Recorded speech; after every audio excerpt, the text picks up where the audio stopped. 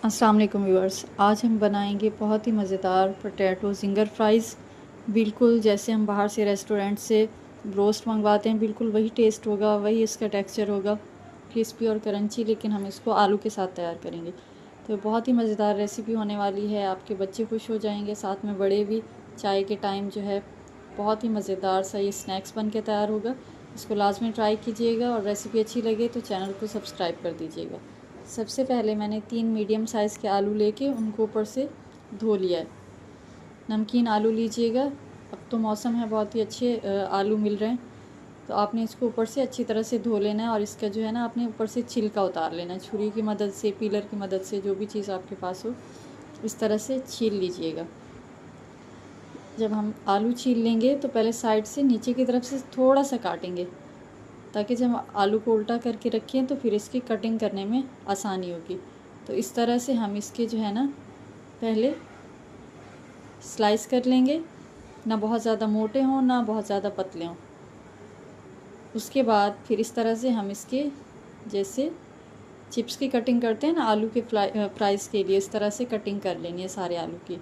इसके बाद इसको मैंने पानी के अंदर इस तरह से डाल के अच्छी तरह से इसको हाथों की मदद से जैसे मसलते हैं ना, इस तरह से मसल के इसका स्टार्च होता है जो, वो आपने साफ़ कर लेना है।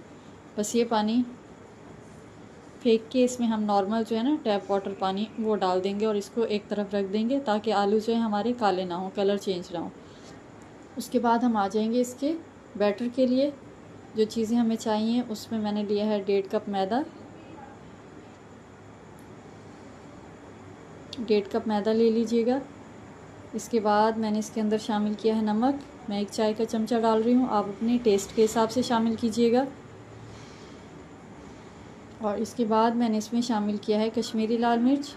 ये कलर के लिए है, ख़ूबसूरती के लिए। और थोड़ा सा मैंने साथ इसके डाला है ऑरेंज फूड कलर। आपके पास कोई भी एक चीज़ हो आप इसके अंदर डाल सकते हैं, या खाली कलर डाल दें, फूड कलर जो होता है जर्दे का रंग, वो डाल दें, या फिर सिर्फ कश्मीरी लाल मिर्च डाल दें। बस इसके डालने के बाद जो है इसमें मैंने शामिल किया है लहसुन का पाउडर। लहसुन का पाउडर इसमें लाजमी जाएगा। अगर पाउडर नहीं है आपके पास तो पाउडर की जगह जो है आप पेस्ट शामिल कर सकते हैं, लेकिन जो असल टेस्ट है वो लहसुन के पाउडर से ही आएगा। और 1 चाय का चमचा डाला है मैंने इसमें भर के चिकन पाउडर। और अगर चिकन पाउडर भी नहीं है तो फिर आपने आधा चिकन क्यूब लेके उसको पानी के अंदर बिल्कुल जो है ना डिज़ोल्व कर लेना है, मिक्स करके वो शामिल कर देना है। और 1/4 चाय का चमचा इसमें मैंने डाला है मीठा सोडा। जो खाने का सोडा होता है ना, बेकिंग सोडा, वो डाल दीजिएगा। इसके बाद इसको अच्छी तरह से मिक्स करेंगे। सोडा डालने से ये होगा कि बहुत ही क्रिस्पी बनेगा। जैसे अक्सर होता है ना कि हम रोस्ट खाते हैं तो उसको मुंह में चुभते हैं, जैसे उसके ऊपर से क्रम्स होते हैं, तो सोडा डालने से ये क्रिस्पी और क्रंची बनेगा। तो अब मैंने इसमें डाला है तकरीबन 1.5 कप पानी। 1.5 कप से थोड़ा सा ज़्यादा डाला था। बस इस तरह से इसका जो है ना हमने गाढ़ा सा बैटर तैयार कर लेना है। थोड़ा थोड़ा पानी डालिएगा, एकदम से डाल देंगे तो ये फिर पतला हो जाएगा। और आपने इसको जहन में रखना है कि गाढ़ा होना चाहिए आपका जो है ना ये बैटर, नहीं तो फिर ऊपर से इसकी कोटिंग जो है हमारे फ्राइज़ की अच्छी नहीं बनेगी। कंसिस्टेंसी जो है आपने देख के उसको जो है तैयार कर लेना है। इसके बाद मैंने सादा मैदा है, बिल्कुल इसके अंदर कुछ नहीं डाला, फ्लेवर वगैरह, सिर्फ नमक डालना है हमने। जो फाइनल कोटिंग करेंगे हम अपने फ्राइज़ की उसके लिए सिर्फ नमक डालें, थोड़ा सा नमक डालिएगा और इसको मिक्स करके एक तरफ रख देंगे। अब आलू को मैंने छन्नी में डाल के उसका पानी निकाल लिया है बिल्कुल आखिर में, जब हम इसकी कोटिंग करने लगेंगे। तो अब एक एक आपने इस तरह से लेना है और इसको इसके अंदर डिप करके, पहले बैटर में डिप करेंगे और इसके बाद जो हमारे ये ड्राई मैदा हमने बना के रखा है नमक डाल के मिक्स करके, बस ये जो है ना आपने इस तरह से थोड़ा सा हल्के हाथ से इसको मसलते हुए इस तरह से सारे फ्राइज़ तैयार कर लेने हैं। ये देखें बहुत ही मज़ेदार से जो है ना ये क्रम्स बन के तैयार होंगे। इसको लाजमी ट्राई कीजिएगा और मुझे फ़ीडबैक दीजिएगा। आप यकीन करें कि आपको जो है ना सेम वही टेस्ट आएगा जो हम बाहर से चिकन के स्ट्रिप्स लेके खाते हैं। जिंगर स्ट्रिप्स होती हैं, बहुत महंगी मिलती हैं।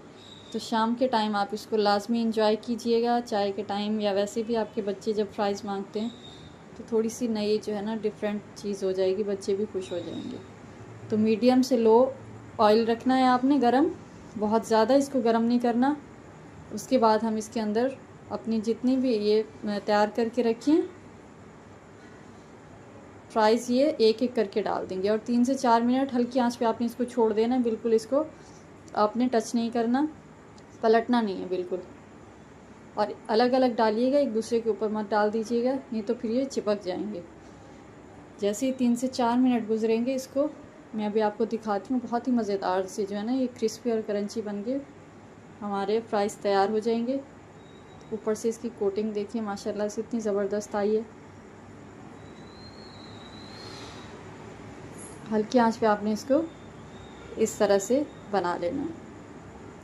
रेसिपी किसी भी टाइम आपको अच्छी लगे इसको लाजमी लाइक कर दिया करें और शेयर और सब्सक्राइब कर दिया करें और इसको ट्राई करना मत भूलिएगा। देखें बहुत ही मज़ेदार से ये बन के तैयार हो गए। इसको केचप के साथ या किसी भी डिपिंग सॉस के साथ इसको आप सर्व कर सकते हैं। जैसे हल्का सा गोल्डन सा खूबसूरत इसके ऊपर कलर आ जाएगा तो हम इसको निकाल लेंगे।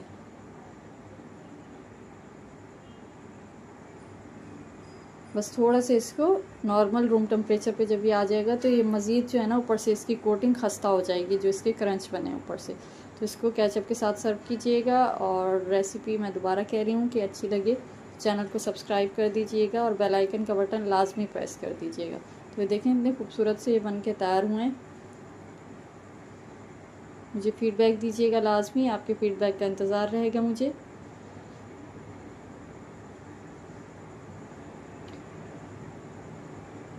तो इसके साथ साथ मिलते हैं नेक्स्ट रेसिपी में। जब तक के लिए अल्लाह हाफिज़।